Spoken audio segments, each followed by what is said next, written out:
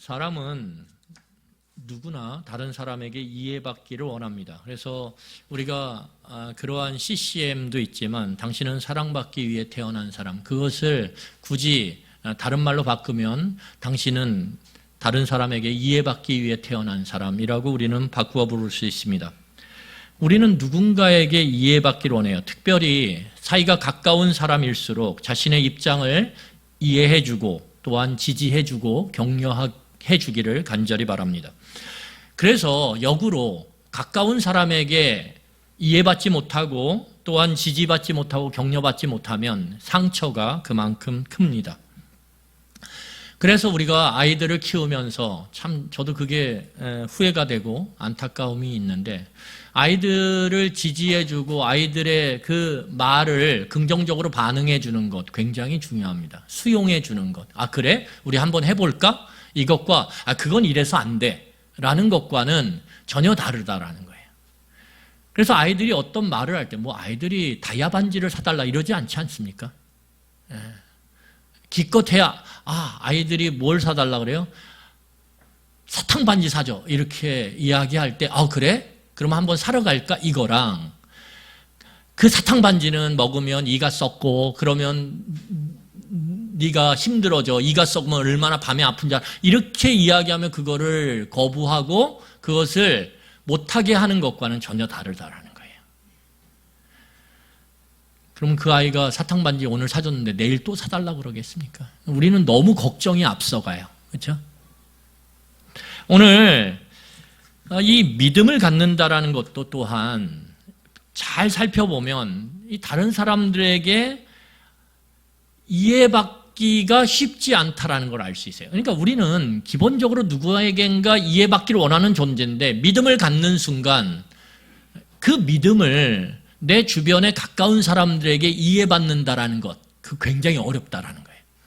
믿음을 다 가졌는데 누군가가 옆에서 지지해주고 격려해줘요? 응원해줘요? 굉장히 어렵다라는 거예요. 예를 들면 여러분, 어느 시대를 막론하고 그 집안의 아내가 믿음을 갖게 됐어요. 그럴 때 남편이 그것을 받아주고 이해해주고 수용해주기보다는 오히려 그것을 거부하고 외면하고 핍박하는 경우가 훨씬 더 많습니다. 아니, 절대적으로 많죠. 이 믿음을 갖는다라는 것은 어느 시대를 막론하고 가족 안에서, 확장되면 가문 안에서, 확장되면 마을 안에서, 확장되면 국가 안에서 이해는커녕 오히려 거부되고 핍박당하고 그리고 외면당하는 그러한 모습을 맞닥뜨리게 된다라는 거예요. 그래서 믿음이라고 하는 것은 아무리 설명해도 그것이 이해되거나 존중되거나 응원을 받거나 지지를 받을 수가 없어요. 믿음은 그 특성상 설명을 통해서 이해되거나 지지되는 게 아니라요. 믿음은 그 성격이 증명을 통해서 지지를 받고 이해를 받고 응원을 받는 거예요. 그러니까 설명이 아니라 뭐다? 증명이다, 증명. 그러니까 믿음은 증명돼야 되는 거라는 거예요. 증명될 때야 주변에서 야, 그렇구나 하면서 지지하고 응원하고 그리고 격려한다라는 거예요. 여러분, 오늘 성경을 보면 하나님의 말씀을 들었어요. 그리고 그 말씀 속에 하나님의 계획이 담겨져 있고 그 계획에 대한 믿음을 갖게 된 모세가 오늘 그 믿음을 증명해내면서 그 믿음에 대한 이해와 격려와 지지를 받는 장면들이 나와요. 오늘 우리는 이 모세의 이야기를 통해서 믿음을 갖고 살아가면서 지지받고 응원받고 격려받기 어려운 이 시대 가운데 우리가 어떻게 믿음을 갖고 살아가며 지지를 받고 응원을 받고 이해를 받는 그러한 우리의 신앙생활이 될지 한번 그 비밀을 같이 말씀을 통해 살펴보기를 원합니다. 여러분, 하나님의 산, 그러면 하나님의 산, 그러면 뭐예요? 그게 이름이 호렙산이에요. 왜? 하나님이 그 산에 나타나셔서 이 모세를 만났기 때문에. 그래서 모세를 만나고 이제 모세는 장인이 있는 미디안 집으로 돌아가요. 돌아가는 그 모세의 모습 가운데 외적으로 보면 모세에게 변한 게 없어요. 그렇죠? 외적으로는 변한 게 없어요. 오히려 오랜 시간 이 광야를 돌아다니면서 양떼를 치면서 아마 그 외적인 모습은 더없이 지저분하고 더없이 볼품이 없었을 거예요.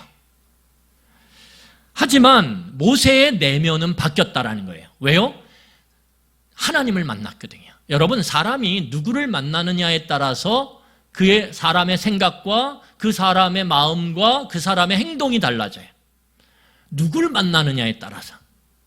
여러분, 이 시대의 청년들이 누구를 만나느냐에 따라서 그들의 생각과 그들의 마음과 그들의 행동이 달라진다는 거예요. 그래서 인생을 살아갈 때 누구를 만나고 누구와 함께 하느냐가 너무너무 중요해요. 그래서 여러분, 우리가 그런 말도 속담으로 있지 않습니까?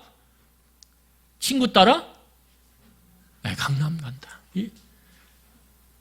얼마나 이것이 중요한 말인지 몰라요.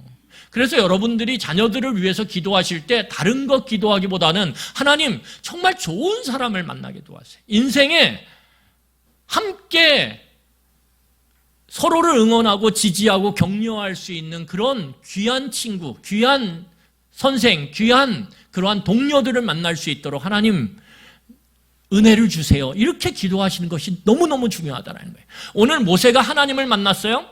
여러분, 하나님을 만나는 순간 달라지는 게 있어요. 뭐가 달라질까요? 하나님을 만나는 순간 모세의 믿음의 대상이 달라졌어요. 모세는 이전에 자기를 믿었어요. 그런데 자기를 믿게 됐을 때 모세가 철저히 실패했거든요. 여러분, 철저히 실패하면서 모세가 그 다음에 누구를 믿기 시작했습니까? 이 미디안 광야에서 모든 것을 꿰뚫어 보는 것처럼 알고 있는 그 미디안의 터줏대감, 자기 장인을 믿고 살아갔어요. 그런데 오늘 이 미디안 광야에서 누구를 만나게 되냐 하면 그 모든 것들을 뛰어넘는 믿음의 대상인 하나님을 만나게 됐다. 영이신 하나님을 만나게 됐다라는 거예요. 여러분, 믿음의 대상이 달라지는 순간 모세의 시야가 확장되어집니다. 여러분, 놀라운 것은 믿음의 대상이 달라지는 순간 사랑의 대상이 달라져요. 눈에 보이는 게 믿음의 대상이었어요. 그러면 사랑도 그 눈에 보이는 게 있을 때만 사랑하게 되는 거예요. 여러분, 만약에 예를 들어서 돈이 믿음의 대상이에요? 그러면 돈이 있는 곳에 사랑이 있는 거예요. 그렇게 되면 어떻게 되냐 하면 우리의 소망의 범위가 눈에 보이는 것에 갇혀버립니다. 이게 너무 중요해요. 그래서 눈에 보이는 돈이 믿음의 대상이 되고 사랑의 대상이 되는 순간 우리의 소망은 그 돈 안에 갇혀버려요. 돈이 좀 많이 벌리면 막 소망이 생겨. 야, 살만해 세상. 그런데 그 돈이 점점 줄어들면 어떻게 돼요? 불안하고 두려워서 안절부절 못해요. 소망이 갇혀버린 거예요. 여러분, 그런데 하나님을 만나서 하나님이 믿음의 대상이 되는 순간, 믿음의 존재가 되는 순간 사랑의 범위가 확장되어져요. 사랑의 범위가 눈에 보이는 것을 뚫고 눈에 보이지 않는 것으로 확장되기 시작한다는 거예요.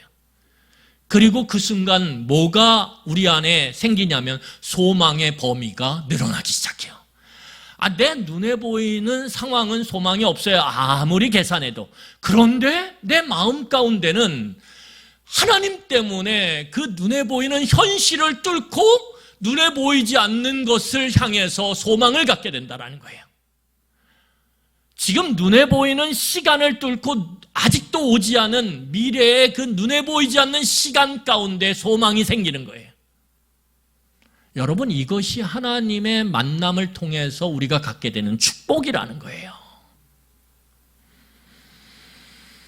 여러분, 그래서 우리의 자녀들이 하나님을 만나길 모세처럼 간절히 기도하셔야 돼요. 그들이 하나님을 만남으로 믿음의 대상이 바뀌고 믿음의 대상이 바뀜으로 사랑의 대상이 바뀌어버리고 그 사랑의 대상이 바뀌어버림으로 인해서 소망이 당장의 눈에 보이는 그 시간을 뚫고 저 미래를 향해 그 달려갈 수 있도록 하는 것, 그것이 하나님을 만나는 축복이라는 거예요. 그것을 자녀들을 위해서 기도하셔야 돼요. 간절히. 아이들이 코를 박고 눈에 보이는 것이 내 믿음의 대상이 돼서 눈에 보이는 것을 사랑하고 그 눈에 보이는 것이 있고 없고에 따라서 소망이 있기도 하고 소망이 사라지기도 하는 그런 존재가 되지 않도록 여러분 우리 간절히 기도하셔야 돼요. 여러분 더 놀라운 건 무엇이냐 하면 하나님과 만났어요. 그리고 하나님에게 사명을 받아요. 그 사명은 놀랍게도 방향을 바꾸는데 이 모세의 삶의 방향을 바꿨다는 거예요. 모세는 지금까지 살면서 다 나 중심이었어요. 내가 잘 먹고 잘 사는 거. 그게 조금 확대돼서 어떻게 해요? 내 가족이 잘 먹고 잘 사는 거. 그게 내 삶의 방향이에요. 그런데 하나님을 호렙산에서 만나고 그 만남을 통해서 사명을 주셨는데 그 사명은 나를 향하지 않고 너를 향해 있는 사명이었다라는 거예요. 너 애굽에 가서 너의 삶의 경계선을 넘어서서 저 신음하는 이스라엘 백성들을 구원해 너를 향해 있는 하나님의 그 사명을 받게 됐다라는 거예요. 여러분 하나님을 만나서 사명을 받잖아요. 그러면 인생의 방향이 바뀌어요. 나를 향했던 그 수많은 방향이 너를 향하기 시작해요. 내 뜻을 향했던 내 뜻을 이루기 위해서 살았던 삶이 하나님의 뜻을 이루기 위한 삶으로 바뀌어버린다라는 거예요. 모든 것이 내 중심이었는데 그래서 내 중심의 삶이 하나님 중심으로 바뀌어요. 그리고 질문이 바뀌는 거예요. 여러분 삶의 방향이 바뀌는 순간 어떤 일이 일어나요? 질문이 바뀌어요. 삶의 질문이. 내가 도대체 무엇을 위해서 일하는가? 내가 도대체 무엇을 위해서 먹고 마시는가? 내가 무엇을 위해서 오늘 살아가는가? 이 무엇을이라고 하는 그 질문이 생기기 시작하라네.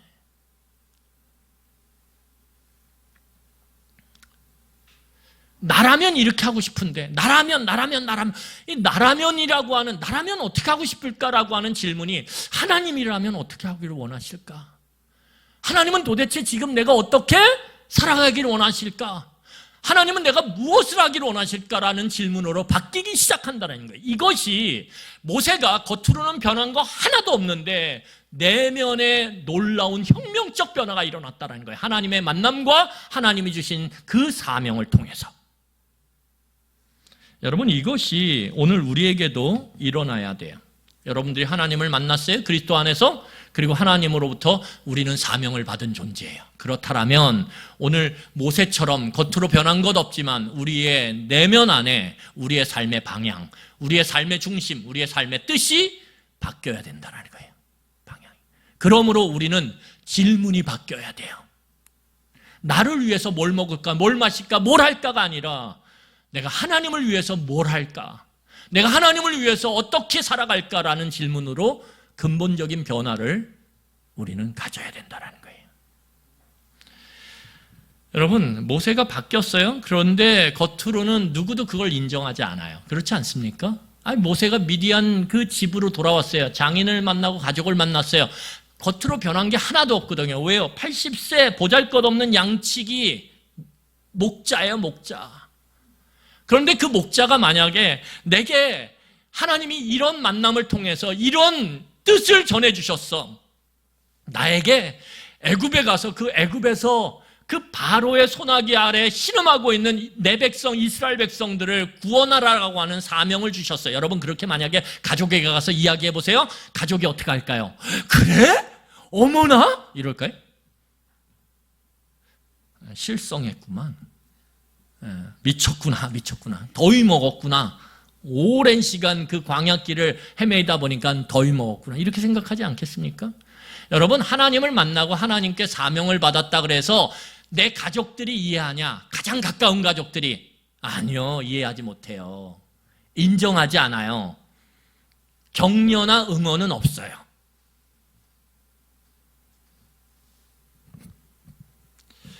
그런데 모세가 그러면 가족들이 지지하지 않고 응원하지 않는다 그래서 그러면 거기서 스탑 멈춰서 그래 가족들이 나를 지지하지도 않는데 이해해 주지도 않는데 내가 그냥 여기서 그냥 하나님의 사명은 사명이고 처음엔 뜨거웠지만 가족들이 이해가 안 되는데 그러니까 내가 어떻게 가겠어. 아니 우리 그 장인이 허락해줘야 내 가족들을 데리고 갈 거 아니야. 여러분 이 당시에 내 가족들을 데리고 그 가문을 떠난다는 건 뭐냐 하면 인력 ATM기에서 돈이 빠져나가는 것과 같아요.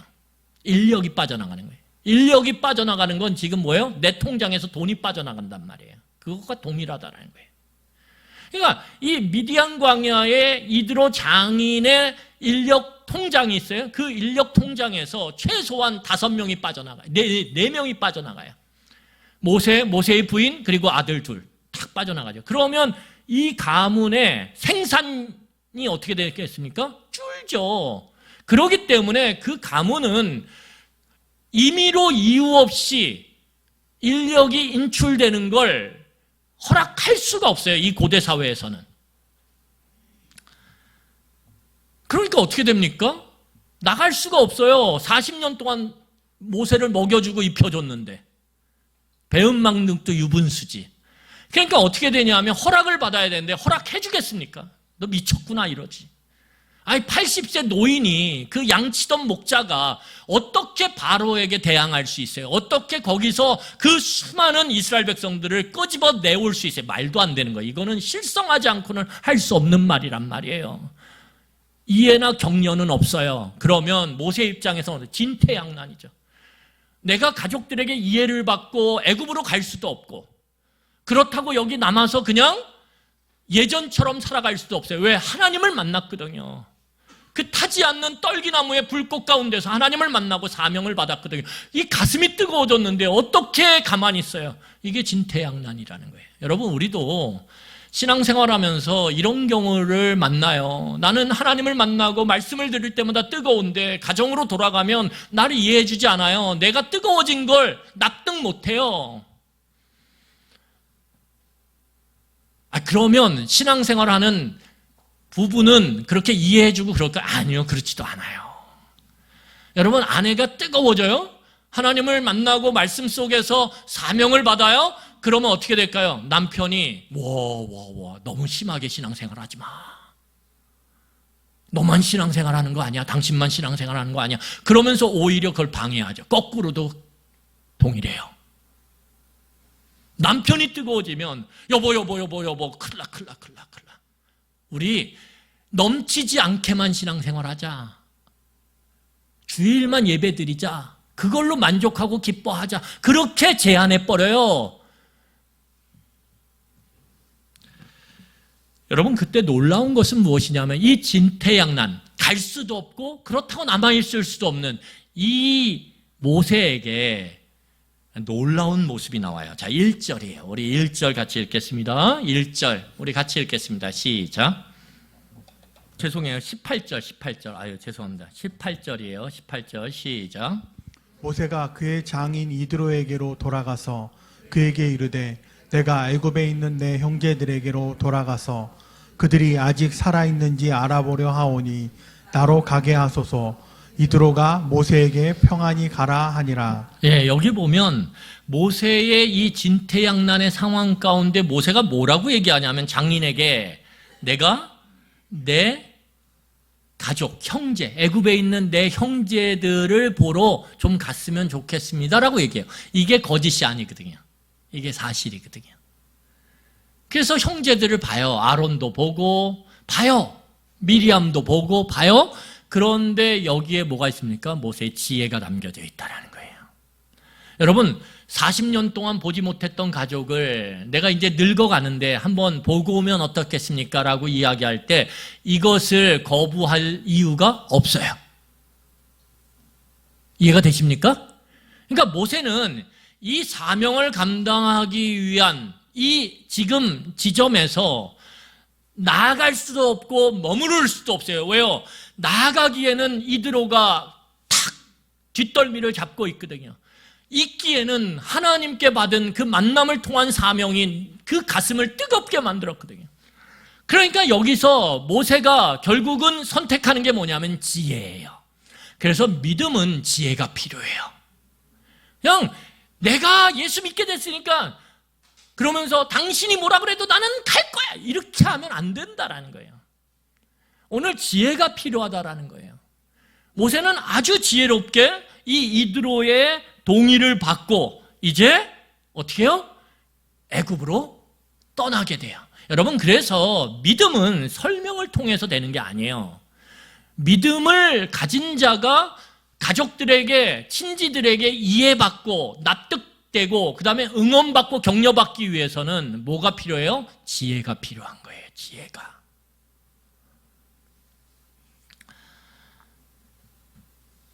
여러분, 오늘 그런데 이 지혜를 갖고 이제 드디어 장인 이드로의 동의를 받고 애굽으로 떠나는, 그래서 경계선을 넘어서는 이 놀라운 발걸음 가운데 우리는 그 모습을 보면서 실망하게 돼요.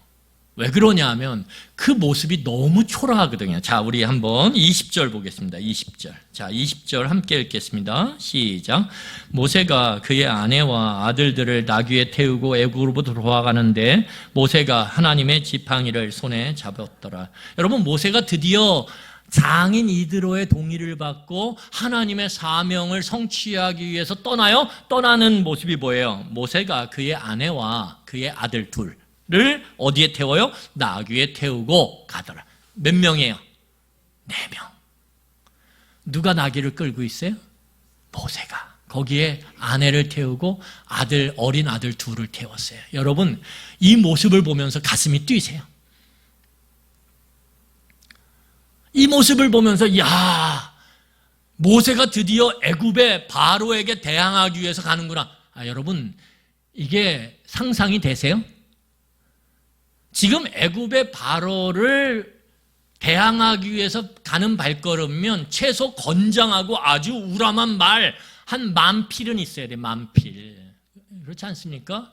거기에 온갖 무기로 무장된 군인들이 거기에 타고 있고 온갖 무기들을 이끌고 천지를 진동시킬 그런 어마어마한 위력을 행사하면서 애굽으로 가도 잘 모르겠다, 이 생각이 든단 말이에요.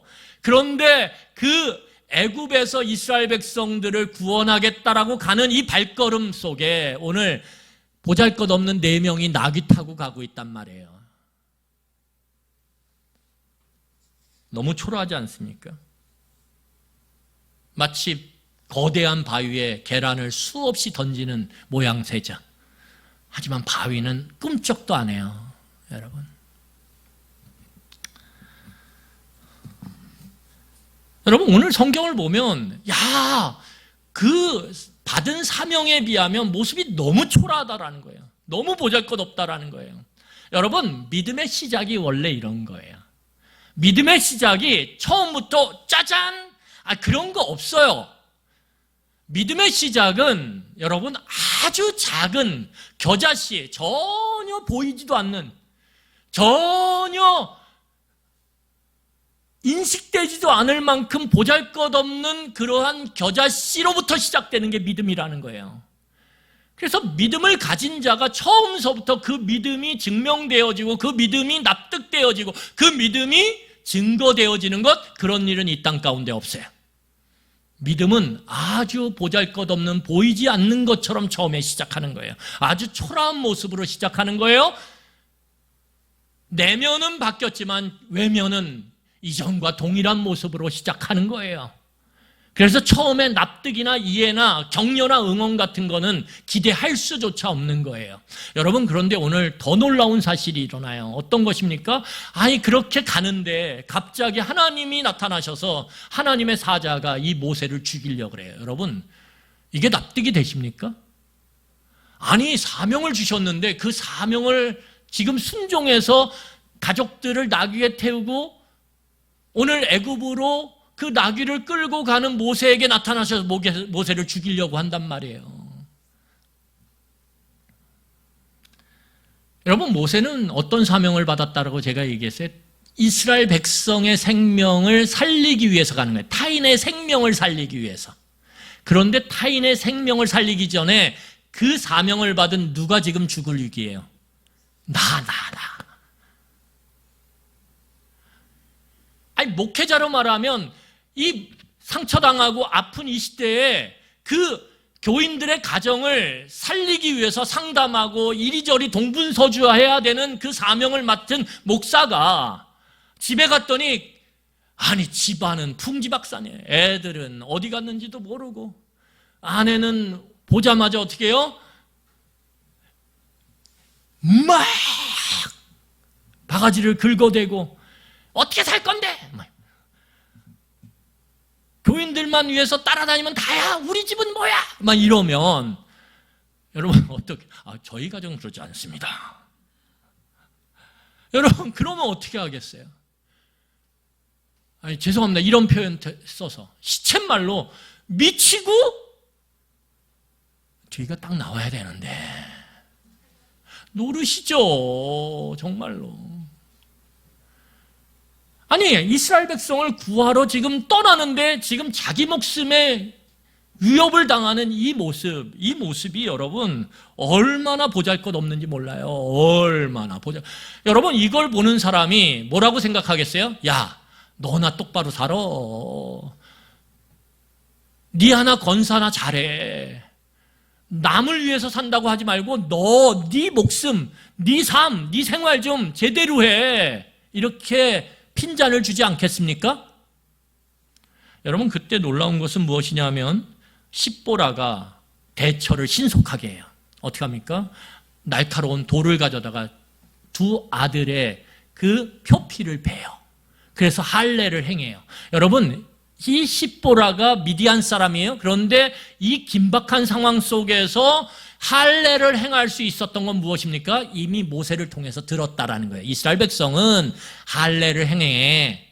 그리고 그 할례를 통해서 하나님의 백성임을 증명해. 만약에 할례를 행하지 않잖아?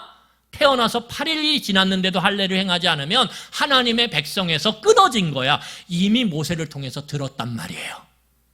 알고 있었어요, 십보라. 더 중요한 건 뭐냐면 모세는 알면서도 행하지 않았다라는 거예요. 알면서도. 왜? 그 미디안 사람들은 그런 할례를 행하지 않았거든요. 그러니까 그 할례를 행하지 않는 그 미디안에서 살아갈 두 아들이 불편하게 하지 않기 위해서, 그들이 다른 사람들로부터 소외당하지 않기 위해서 그는 하나님의 백성임을 알매도 불구하고, 내 자녀가 하나님의 백성됨을 알매도 불구하고 그 할례를 행하지 않아요.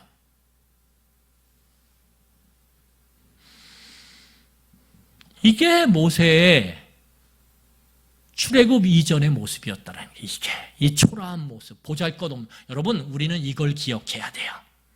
모세가 얼마나 초라하고 얼마나 보잘것없었는지, 하나님의 말씀을 알매도 불구하고 그 말씀을 자신의 아들들에게도 적용 못할 정도로 그렇게 하찮은 보잘것없는 존재였다는 사실을 우리는 기억해야 돼요. 우리는 출애굽 이후의 모세를 기억해요.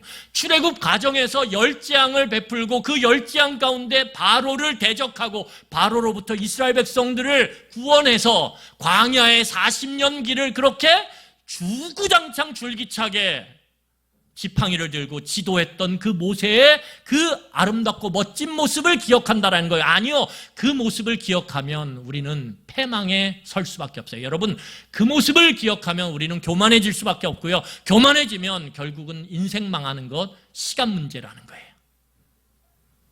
교만한 사람은 언제든지 돌부리에 걸려서 망가지게 돼 있어요. 그래서 여러분, 내 삶에 뭔가 채움이 시작됐다, 내 삶에 뭔가 하나님이 돌보기 시작한다라는 것이 몸으로 느껴지는 순간 여러분 훨씬 더 낮게 엎드려야 돼요. 우리의 고개를 탁 쳐드는 순간 돌부리에 걸리거든요. 그래서 우리는 모세의 출애굽 이전의 모습을 기억해. 야, 정말 보잘것없구나. 정말 하찮구나. 그러면서 마음 깊은 곳에서 살살살살 올라오죠. 내가 더 낫네. 이런 생각. 야, 내가 모세보다 낫다. 그렇죠? 이런 생각 안 드세요? 저는 설교 준비하면서 조금 들었는데 큰일 났네.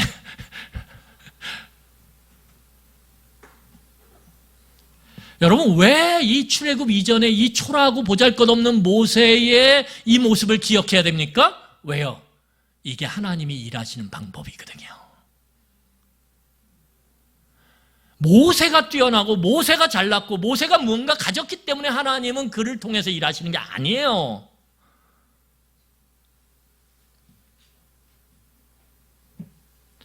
여러분 오늘 성경을 보면 우리는 끊임없이 이 땅 가운데서 사람의 계산을 해요. 사람의 계산. 사람의 경험을 통한 계산. 우리는 그것들을 통해서 어떻게 합니까? 우리의 삶을 계획해요.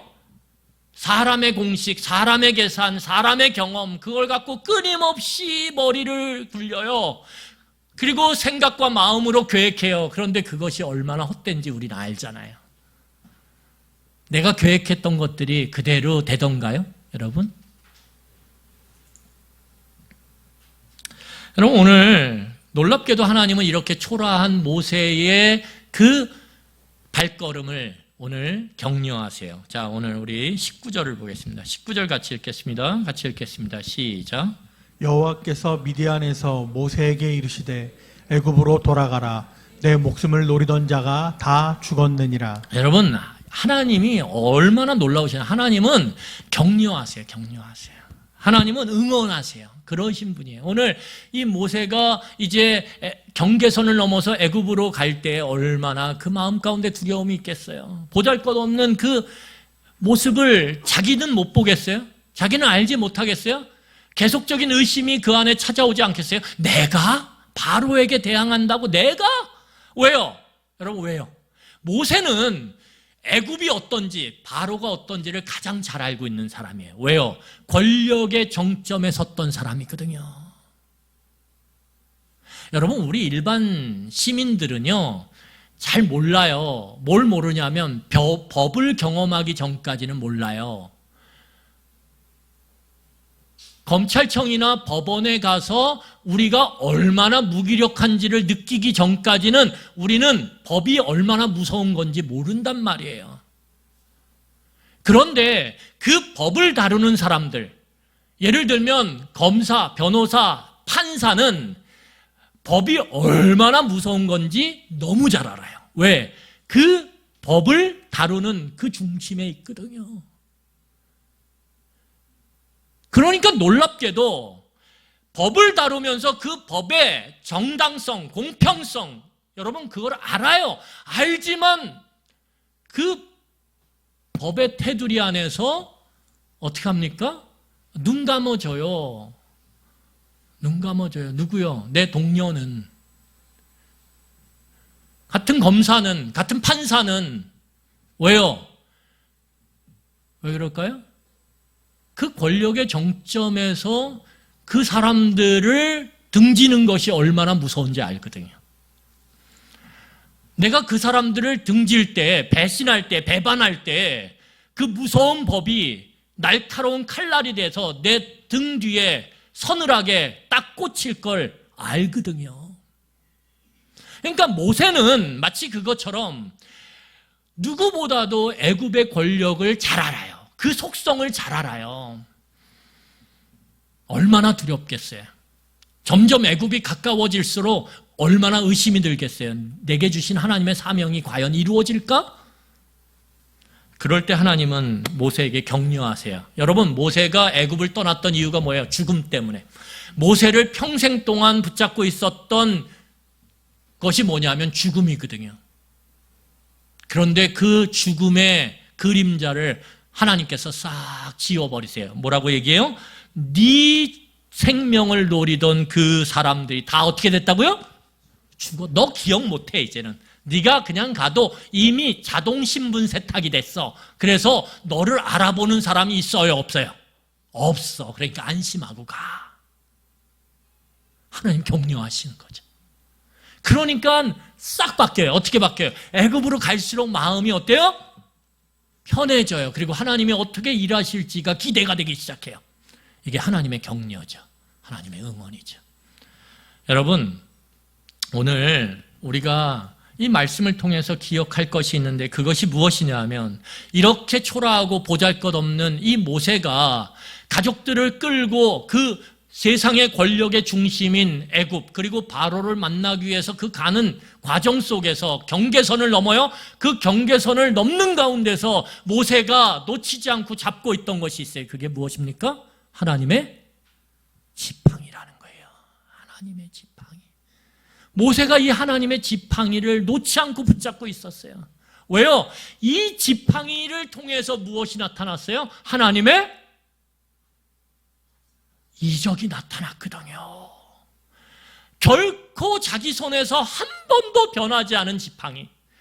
40년 동안 양치기 하면서 한 번도 자기 손에서는 변하지 않았던 그 지팡이가 하나님과의 만남을 통해서 그 지팡이가 뱀이 되는 놀라운 변화를 경험했거든요. 그 지팡이는 뭐예요? 하나님의 능력, 하나님의 권세, 하나님의 권력을 상징하는 그러한 도구라는 거예요. 그 지팡이를 손에서 놓지 않아요. 하나님이 함께 하시면 변할 수 없을 것 같은 이 지팡이가 변했던 것처럼 모두 변해요. 바로의 마음도 변하고 애굽의 마음도 변한다는 거예요. 이 믿음이 있는 거예요. 이 믿음. 여러분, 그래서 오늘 성경 28절부터 30절을 보세요. 우리 28절부터 30절 같이 읽고 말씀을 정리하도록 하겠습니다. 28절부터 30절에 같이 읽겠습니다. 시작. 모세가 여호와께서 자기에게 분부하여 보내신 모든 말씀과 여호와께서 자기에게 명령하신 모든 이적을 아론에게 알리니라. 모세와 아론이 가서 이스라엘의 자손 모든 장로를 모으고 아론이 여호와께서 모세에게 이르신 모든 말씀을 전하고 그 백성 앞으로 이적을 행하니 백성이 믿으며 여호와께서 이스라엘 자손을 찾으시고 그들의 고난을 살피셨다함을 듣고 머리 숙여 경배하였더라. 여러분, 놀라운 일이 일어나죠. 상상도 못했던 일. 그 초라한 그 모세의 가족이 과연 이런 일이 일어날까 상상도 못했던 일이 일어나요. 무슨 일이에요? 모세가 애굽에 들어가자 이제 누구를 만나냐면 아론을 만나요. 자기 형. 그 형에게 증명을 해요. 하나님이 주신 소명을. 그러자 아론이 오늘 성경을 보니까 누구와 함께해요? 모세와 함께해요. 그리고 모세를 응원하기 시작해요. 모세를 지지하기 시작해요. 여러분, 아론이 다리가 돼서 연결 다리가 돼서 모세를 누구에게 인도하냐 하면 그 이스라엘의 장로들에게 인도해요. 이스라엘의 지도자들에게. 그러자 그 이스라엘의 지도자 앞에서 하나님이 주신 그 지팡이를 통해서 이적이 보여지자 어떻게 합니까? 장로들이 모세를 응원하고 격려하며 받아들여요. 지지해요. 여러분, 장로들의 그 지지 가운데서 이스라엘 백성들이 드디어 모세를 받아들이죠. 그리고 오늘 성경 31절 보면 뭐라고 얘기합니까? 제가 다시 읽겠습니다. 31절에 백성이 뭐하니? 믿으니요. 백성이 믿으며 여호와께서 이스라엘 자손을 찾으셔서 그들의 고난을 살피시고 구원하시기 원하신다라는 그 사실을 듣고 어떻게 합니까? 오늘 머리 숙여 뭐하니라? 경배하니라. 하나님을 예배하기 시작해요. 여러분, 모세가 미디안을 떠날 때 머리에 그려지지 않았던 상상할 수도 없는 이 일들이 오늘 하나님의 손에 들려진 그 지팡이를 통해서 오늘 이 일들이 하나하나 이루어지며 그 티끌같이 불어버리면 없어질 그러한 모세의 가족들이 어느 순간에 수십 수백만 명의 덩어리로 하나로 뭉쳐지죠. 여러분, 이게 하나님이 일하시는 방법이라는 거예요. 여러분, 여기에서 하나님은 우리에게 말씀하고 계신 거예요. 뭐라고요? 여러분, 우리가 믿음을 갖고 살아가는 것 초라해요. 보잘것없어요. 그럼에도 불구하고 그 믿음 때문에 믿음의 대상이 나로부터 하나님으로 바뀌는 순간 우리의 사랑의 대상과 범위와 영역이 확장돼야 돼요. 그리고 그것이 확장되면서 우리는 뭘 경험하게 돼요? 하나님이 함께 하시는구나. 그리고 하나님에 대한 소망이 우리 눈에 보이는, 우리가 알고 있는 현재라고 하는 시간을 뚫고 우리를 저 소망의 미래로 우리를 끌고 간다라는 거예요. 여러분, 이게 신앙이에요. 이게 우리가 이걸 경험해야 돼요. 내 믿음의 대상이 바뀌는 순간 눈에 보이는 게 다가 아니라 눈에 보이지 않는 하나님이 함께 계시는구나. 그 하나님으로 인해서 내 삶의 사랑이 확장돼야 돼요. 목사님, 뭐가 있어야지 사랑하죠? 아니요. 사랑의 모습이 확장된다니까요. 그 뜨거운 마음으로 함께 나누고 함께 하고자 하는 마음이 생긴다니까요. 정말 평소에 사랑할 수 없었던 사람이 사랑하게 느껴지고 받아들여진다니까요. 그 순간 우리에게 뭐가 생겨요? 지금의 현실을 뚫어내는, 시간을 뚫어내는 소망이 생기기 시작하는 거예요. 소망이 알맹이가 되기 시작하는 거예요. 알맹이가. 그래서 눈에 보이는 게 지금 변하지 않아도, 눈에 보이는 게 지금 초라하고 보잘것없어도 하나님의 일하심을 믿고 한 걸음 한 걸음 나아갈 수 있는 거예요. 그리고 우리는 거기서 하나님의 역사하심과 응원하심과 격려하심을 보게 되는 거예요. 그래서 우리의 믿음이 한 단계 더 성숙하는 거예요. 이해가 되십니까?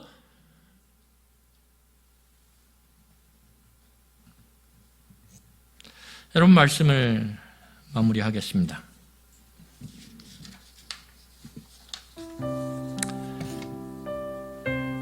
여러분, 예수를 믿는 것이 결코 화려하지 않아요. 예수를 믿는다 그래서 우리의 삶이 갑자기 초라함에서 화려함으로 바뀌지 않아요. 예수를 믿는다 그래서 나를 이해하지 못하던 내 남편이, 나를 이해하지 못하던 내 아내가, 내 자녀들이 나를 이해해주고 응원해주지 않아요. 믿음은 설명으로 이해되는 게 아니라 증명으로 이해되는 거예요. 경계선을 넘어서 한 발짝 한 발짝 나아가며 내 삶의 믿음의 대상이 바뀌었음을, 그 믿음의 삶이 바뀌었음을 증명해내는, 그래서 나와 전혀 상관없는 저 이스라엘 백성들, 여러분, 모세는 미디안 광야에서 40년 동안이나 잘 살았어요. 그대로 살면 자기와 자기 가족들은 거기서 그냥 편안하게 잘 먹고 잘 사다 끝날 수 있어요. 그런데 하나님이 믿음의 대상이 되는 순간 사랑의 범위가 너무 늘어나요. 나랑 전혀 상관없던 저 멀리 떨어진 애굽의 내 동포가 마음에 그려지기 시작해요. 그들의 아픔이 내 아픔이 되기 시작해요. 그들의 신음이 내 신음이 되기 시작해요. 그리고 그들의 아픔과 신음에 내가 함께 하길 원하는 그 사랑의 범위와 사랑의 모습이 확장된다라는 거예요. 그리고 기꺼이 그것을 위해서 경계선을 넘어요. 그러면서 뭘 발견하게 돼요? 하나님이 진짜 내 소망 되신다라는 것을 아론이 함께하고 장로들이 함께하고 이스라엘 백성들이 함께하며 하나님을 예배하는 그 과정을 통해서 뼈에 새기게 된다라는 거예요. 진짜 하나님 함께 계시는구나. 변화되지 않을 것 같던 이스라엘 백성들과 장로들의 마음이 바뀌는구나. 왜요? 모세는 40년 전에 실패를 철저히 했거든요. 자기가 애썼는데도 백성 하나의 마음이 바뀌지 않는 걸 경험했단 말이에요. 이 과정을 통해서 우리의 믿음이 더 견고해지는 거예요. 하나님 살아계시는구나. 할렐루야. 하나님 함께 하시는구나. 하나님이 역사하시는구나. 그러니까 모세가 자기의 생명을 걸고 사랑의 범위를 더 확장시켜가는 거예요. 그 속에서 전혀 불가능할 것 같았던 그 바로의 벽, 애굽의 벽을 뚫고 하나님이 이스라엘 백성들을 광야로 건져내시는 놀라운 소망의 성취가 일어나는 거예요. 여러분, 이런 신앙생활이 우리에게 힘이 되는 거예요. 진짜로. 우리 이런 신앙생활로 우리의 믿음이 증명되어지고 우리의 믿음이 사랑으로, 소망으로 그렇게 연결되어지는 그러한 멋진 믿음의 이 과정들을 경험하는 하나님의 백성 되기를 간절히 축원합니다. 우리 이 시간에 같이 찬양하며 말씀을 기억하겠습니다. 우리 날이 저물어 갈 때 주가 일하시네 함께 찬양하겠습니다.